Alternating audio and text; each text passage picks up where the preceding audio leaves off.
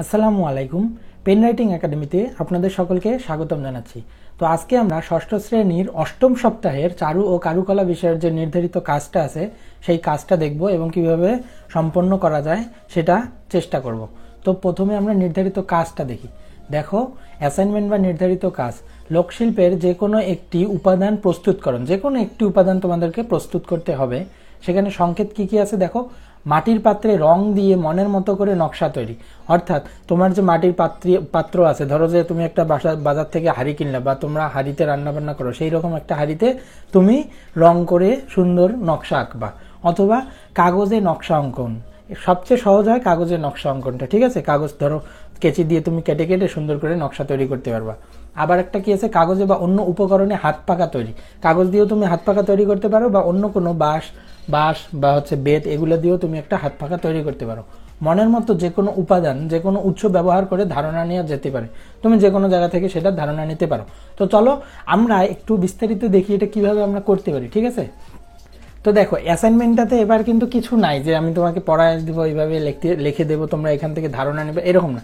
হ্যাঁ, তবে ধারণা নেওয়ার কিছু আছে, সেটা আমি তোমাদেরকে দিচ্ছি। দেখো, এই যে একটা আমি কাজ করছি, কাজ তো করি না, এটা হচ্ছে জাস্ট গুগল থেকে আমি পিকচার নামাইছি। দেখো, এটা হচ্ছে কি, আমি কিন্তু দেখাইছি এখানে হাত পাখা। তো তোমরা এই হাত পাখা যারা তৈরি করতে পারো তারা তো পারো, কিন্তু যারা পারো না তাদেরকে আমি বলবো তোমরা এইটা জমা দিবা না, ঠিক আছে। তোমরা এই হাত পাখাটা জমা দিবা না, কেননা হাত পাখা বানাইতে গেলে যে এক্সপার্ট সেই ভালো বানাইতে পারবে, তাছাড়া কিন্তু ভালো বানাইতে পারবা না, ঠিক আছে। আর এই হাত পাখা বানাইতে গেলে অনেক তোমার পরিশ্রমও হবে এবং অনেক কষ্টও হবে। দেখা যাবে যে তুমি অনেক কষ্ট করার পরেও ভালো মতো হাত পাখাটা তৈরি করতে পারলা না, আর এর ফলে তুমি অতি উত্তম পাইলা না, ঠিক আছে। তো আমরা পরেরটাতে দেখি, তাহলে আরেকটা কি করা যায় এর বিকল্প হিসেবে। এই যে এইটা কিন্তু অনেক ভালো, ঠিক আছে। এটা হচ্ছে কি, কাগজের মাধ্যমে ফুল তৈরি করা। এটা কিন্তু তুমি যদি ইউটিউবে আর্টস অ্যান্ড ক্রাফট জাতীয় কোনো চ্যানেলে তুমি যদি যে সার্চ দাও যে how to make paper design, শুধু এইভাবে যদি লিখে দাও, ঠিক আছে, how to make flower with paper, এরকম যদি কিছু লিখে সার্চ দাও, তাহলে দেখবে সুন্দর সুন্দর ডিজাইন দেখাচ্ছে।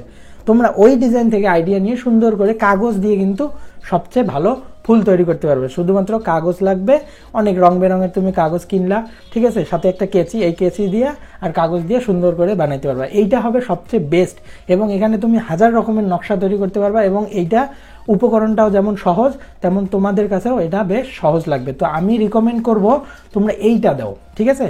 তোমরা এই জিনিসটা করতে পারলে দাও। আমি তোমাকে এই ডিজাইনের কথা বলতেছি না, আমি তোমাদেরকে জাস্ট বলতেছি তোমরা এই কাগজ দিয়ে কোনো একটা কারুশিল্প তৈরি করো, ঠিক আছে, কাগজ দিয়ে ডিজাইন করো, তাহলে খুব ভালো হবে।